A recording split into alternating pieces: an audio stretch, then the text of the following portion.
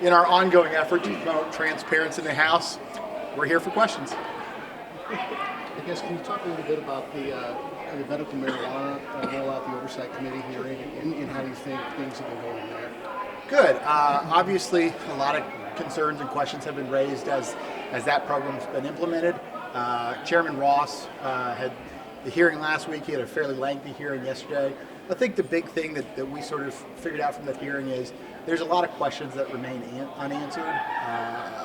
Obviously, Director Fraker deferred a lot to the legal counsel, talked a lot about decisions being made in other places, and so we just need to figure out, when decisions were made, who was making those, and try to make sure the process was followed to the best of the department's ability and to the constitutional provisions that the people of Missouri voted on. So we'll continue to investigate, and I assume we'll have a hearing next week. At this point, do you think insiders are benefiting or benefited from how this rolled out? I don't want to speculate. It's too soon to tell.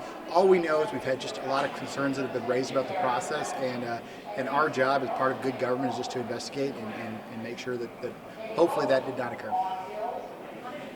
Can you talk about the session so far, sort of how you think things have gone and where we are right now? I think it's been a really good session. Obviously, it's an election year, and I think that always sort of changes everybody's calculations on how they approach the session, but it's been good. Obviously, the House continues to pass out bills. I think we passed out 9 more this week, sent them over to the Senate.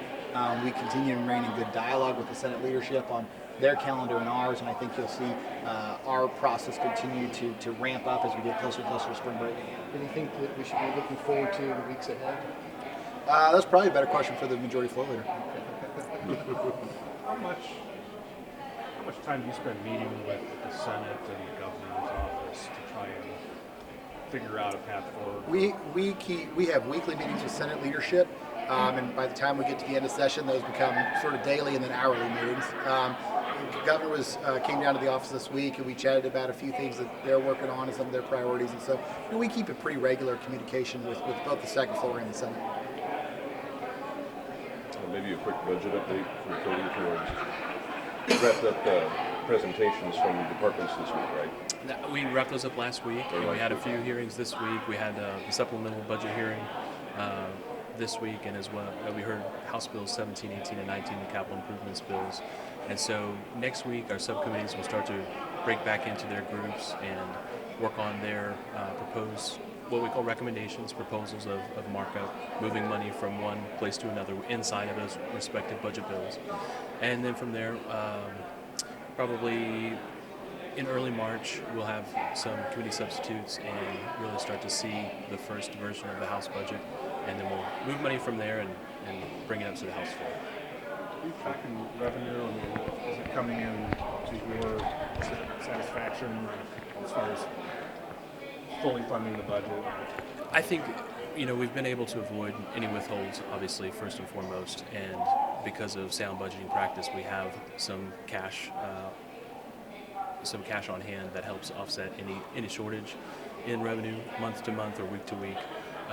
Revenues have been moderately strong, and it's a little bit tricky because we're looking year over year from last year where we had kind of an anomalous year where withholding was a little bit off expectations, I guess you'd say, and then towards the end of the tax year, revenue came in for the most part as we expected it to.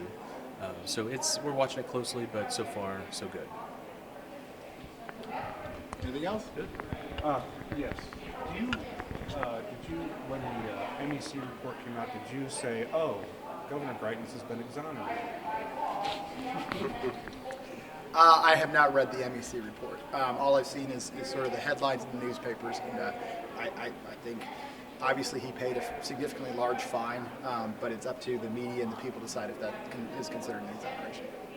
Thanks, everybody. Thank you. Oh, you all right? Stairs.